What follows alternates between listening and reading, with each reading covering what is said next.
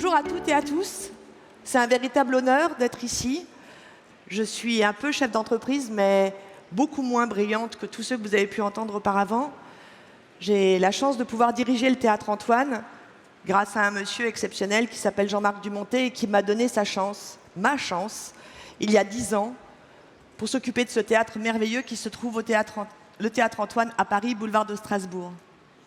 Mais avant toute chose, ce qui est incroyable, c'est que nous sommes le 7 octobre et que j'ai 7 minutes pour m'adresser à vous.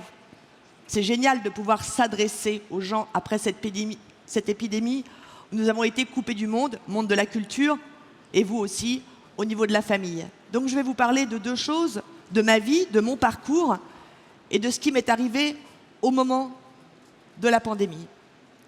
Car je crois qu'il ne faut jamais oublier.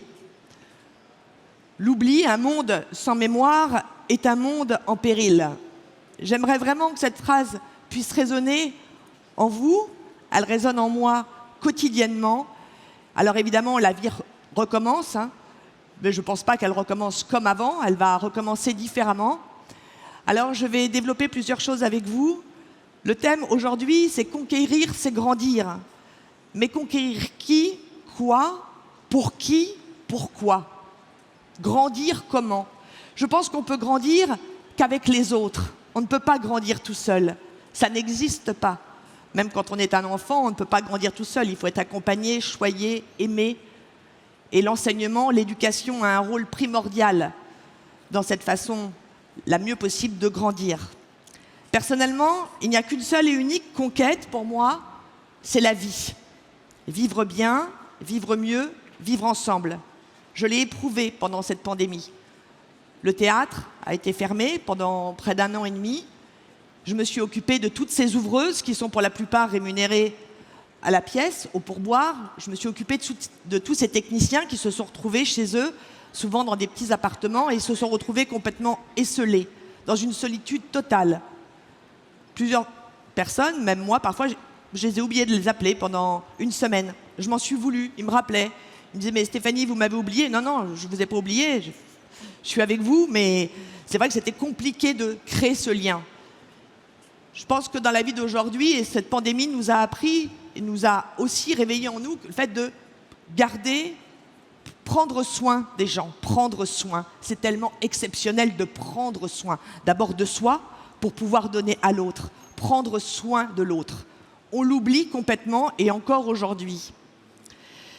Alors, si je vous parle de la vie, évidemment, je ne peux vous parler aussi que de la mort, parce qu'on a la chance de pouvoir vivre, parce qu'on sait que nous sommes mortels, et quand on sait qu'on est mortel, on vit, je pense, autrement. Souvent, cette idée de la mort, et pendant cette pandémie, on l'a cachée, on nous a donné que des chiffres.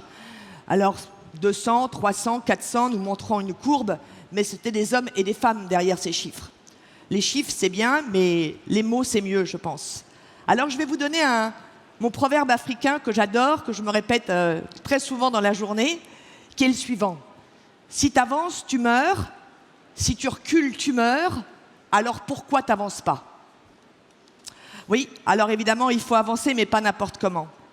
On ne peut avancer que si on a la connaissance, s'il y a l'enseignement. Et encore une fois, si on prend soin des autres, de sa famille, de ses employés, de ses voisins. Prendre soin même quand on arrive ici, au lieu de se piétiner, de se bousculer. Un pardon, un merci, un regard. Voir est un art. Alors, je vais vous raconter mon histoire personnelle. Le Théâtre Antoine que j'essaye de faire vivre, il a fallu créer, même pendant la pandémie, on a répété avec Édouard Baird, son spectacle, on a répété avec Christiana Reali, ce spectacle sur Simone Veil. Je mets aussi en scène Alex Vizorek, je ne suis pas là pour vous faire ma pub, mais pour vous parler de culture et de mots. Alex Vizorek, on a écrit son spectacle sur la mort qui s'appelle Ad Vitam, mais en y mettant des mots. Un spectacle à la fois très joyeux, on peut parler de joie tout en parlant de mort. Mais il faut en parler, car on ne se parle plus. Alors mon expérience personnelle, c'est mon père qui comptait énormément pour moi, qui est rentré à l'hôpital, à la Pitié-Salpêtrière, en décembre 2020, donc il n'y a pas très longtemps. On connaissait évidemment le coronavirus, pas dans son entièreté, et toujours pas maintenant. Il est rentré pour une petite opération cardiaque et il a contracté le coronavirus à l'hôpital. Alors, pour moi, l'hôpital, c'est quelque chose de magique parce qu'on prend soin des gens et puis on sort malade, on rentre malade et on espère qu'on sortira guéri. Et bien, ce coronavirus m'a montré la folie du monde dans lequel nous sommes. C'est qu'au moment où on a détecté qu'il avait le coronavirus, nous n'avons plus le droit de le voir, ni ma mère, ni mon frère, ni moi. Et il est resté enfermé pendant 12 jours dans une chambre avec une porte coupe-feu et un code. Et derrière cette porte se trouvaient les malades du coronavirus. Et on m'a dit, vous ne verrez plus jamais votre père, vous le verrez au dernier moment. Ça doit nous interroger sur notre condition d'homme et de femme. Comment peut-on dire une phrase pareille? Vous reverrez la personne que vous aimez, votre père, votre mère, votre femme, votre mari, votre enfant, au dernier moment. Comment peut-on même penser, imaginer pouvoir dire cette phrase? C'est là-dessus que je me suis beaucoup interrogée. Ça a été l'horreur. J'ai évidemment pu le voir au dernier moment, mais c'était trop tard, car je pense que tout ce qui n'est pas donné sur le moment est perdu. Si vous avez faim maintenant, je ne vais pas vous dire je m'occuperai de vous dans 15 jours. J'ai remué ciel et terre, je n'ai pas pu revoir mon père, et comme vous le savez, la plupart des gens qui ont le coronavirus ont été enterrés tout nus dans des body bags. Ah, déjà, inventer ce mot de body bag aussi, ça va très mal quand même. Dans une housse en plastique, tout nu. Où sont les rites funéraires? Où se trouve notre humanité? Alors, je sais qu'aujourd'hui, il faut vivre, il faut rattraper le temps perdu, mais on ne rattrape jamais le temps perdu. Il faut réparer, restaurer cette folie qui, pendant 1 an et demi, a poussé le personnel médical qui était dépourvu, car on n'avait évidemment pas prévu grand-chose, on a été dépourvu, mais on en a perdu l'humanité.